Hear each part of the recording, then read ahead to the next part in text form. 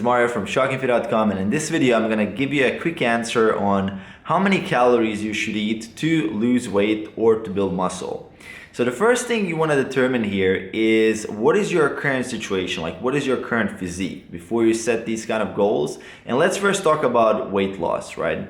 So if you're a guy, I'm assuming if you're interested in weight loss that you can fall in one of these three categories. So category number one is the guy who's lean, pretty decently lean, but you're not happy with the way you're lean. You want to get more down to that level where you can see your six-pack clearly and you just want to get ripped. So let's say that's a person whose goal would be to lose about 0.5% of weight per week, because that's kind of a range where you can still maintain your strength levels, you're gonna feel good, and you can also minimize the amount of muscle you lose. But let's say you're a guy who's about, you can see the outline of your abs and you want to get leaner, you want to get cut to where you can see your abs clearly in decent lighting.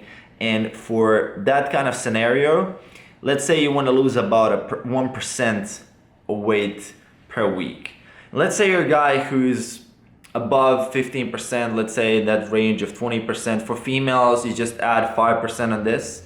For guys, I'm talking guys here. So if you're a guy who's in that range of 20 to 25%, 30% body fat, then you can get away with even higher than 1% weight loss per week. You can even go like a percent and a half, maybe like even 2% in some extreme cases, depending how aggressive you want to go. And then, now that you've determined that, you want to see, okay, I have my tempo, I have my current situation. Now, how can I determine how many calories I need to eat per week to get to that 0.5% or 1.5% loss per week, depending on which category you are. So now you want to determine your maintenance first. You first want to determine how many calories you need to eat to maintain your weight. Because once you know that, the only thing left to do is basically cut down those calories to a level where they will allow you that loss on a weekly basis. So how do you determine your maintenance? So there's a few methods. I think this is a very confusing, one of the most confusing, I guess, parts and steps in this whole process is that people see all these fancy calculators, all this equipment needed for this, or different kinds of formulas. And the way you can overcome this kind of like confusion is simply looking at something called like a correlation and comparison, right? So first off, you start with a calculator. Use a calculator to kind of determine the approximate amount of calories you need to be eating per week to maintain your weight. So make sure to use a calculator that includes also your body fat. Even though you don't need to like measure your body fat with some kind of fancy super accurate equipment, you can still use photos and kind of find out like a body fat chart on the internet and then determine approximately, okay, this is my approximate body fat level, because it won't make so much of a difference when you determine your calories. And then once you put that all in your calculator, like your age, your activity level, all those things, and it's gonna give you a number. And then you use tools like MyFitnessPal or some other food journal tracker or a spreadsheet. I've seen people use all sorts of things. Then once you have that, you simply make sure to eat that amount of calories on a daily basis for a week, and then you see your weekly average weight. Then you repeat that for another week, and you see if your weight has been going up or has been staying the same or is going down already. So once you kind of find that sweet spot and find your maintenance, you know what your current situation of your metabolism is. And now all you need to do is basically set up your calories to a different goal depending on if you're like want to lose weight, maintain, or gain weight. It's very, very simple. This same applies for muscle gain. In terms of gaining muscle, you just want to make sure that you don't gain too fast. So instead of going from that range of like 0.5% to 1.5% on a weekly basis for gaining muscle, you want to more be in that, let's say if you're less experienced, you can gain about 1.5% of your body weight per month. Instead of, don't look at per week, look at per month. And if you're a very experienced athlete, let's say you had a few years of training under your belt, you could probably gain about 0.5% of your body weight per month, even less than that. So depending on like your genetics, your training program, all sorts of these things. But you just want to make sure that you don't gain too much weight, because a lot of that weight might be fat. So where to go from here. So what you've done here is that you know, okay, if I eat this amount of food, I'm gonna maintain my weight. So how do you adjust this to match your goal? So if your goal is to lose weight, once again, as we said, you don't want to go too aggressive because that's going to make the diet very, very hard to follow.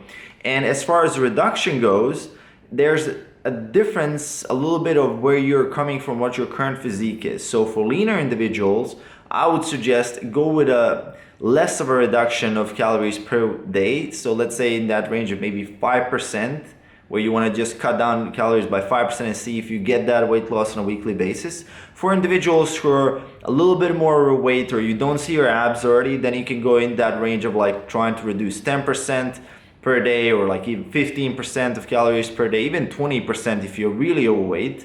And the reason why I don't suggest really going that aggressive reduction at first is because it's gonna make the diet really hard to follow. You know, it's gonna be hell for you. And you just wanna start with the minimum effective dose to get that 1.5% weight loss if you're in that range of like 20% body fat or plus, where you really have a problem, like a weight problem, right? You don't want to go too aggressive at it at first because it's gonna make your life a living hell.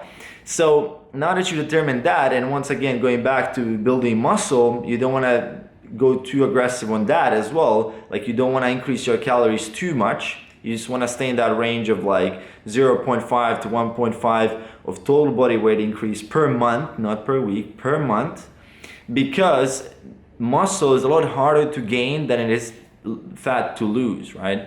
And there's a limit of how much muscle you can gain depending on your genetics, experience in the gym, and all these sorts of factors. And I talk about this in my previous videos. I'll link that below, how to actually depending on your current experience at the gym, how to manage your diet and how to increase your calories in percentages, so you can check out that video. But one thing I want to touch upon a little bit in this video as well is how to separate and split your macros properly. And that's the topic that I also covered before in one of my videos where I talk about how to set up the diet. I will go really in depth there, so I'm going to leave that video in the description below. Probably leave an annotation somewhere here so you can click on that as well.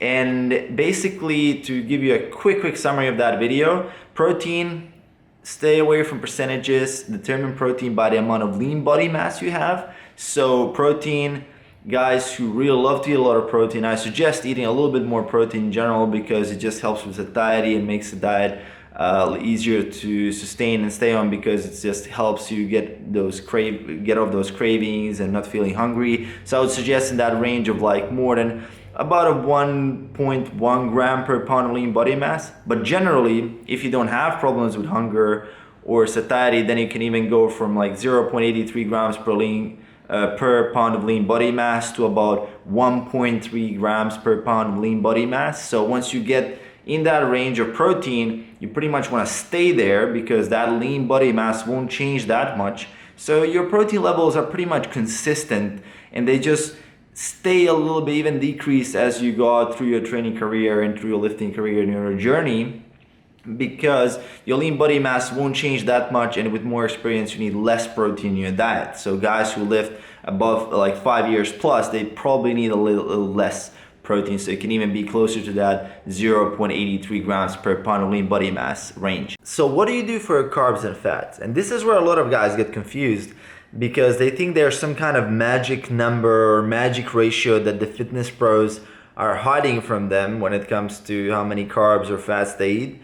But it's much more simpler than that, right? The first thing you want to look at when you're determining the ratio is what your lifestyle will look like, right? If it's not very sustainable for you to go follow a very high carb, low fat diet, which will essentially mean that you're gonna be relying a lot on kind of pure carbs, like eating a bunch of rice or bread or oats nonstop without having any fat foods, like a combination, for example, any sweets or any chocolates, that's a combination of sugar, fat, and salt, so carbs, fat, basically.